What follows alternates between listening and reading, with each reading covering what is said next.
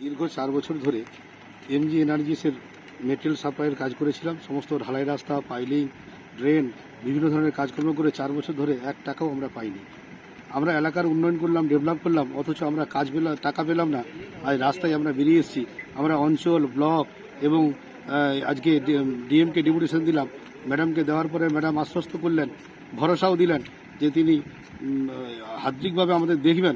1 সপ্তাহ টাইম নিয়েছেন, 1 সপ্তাহ পরে আমাদের রেজাল্ট দেবেন বলেছেন।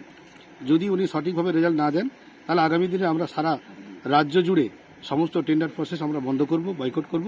এলাকার কোনো উন্নয়ন আমরা করব না, করতে দেবও না। কারণ আমাদের প্রাপ্য টাকা দিতে হবে।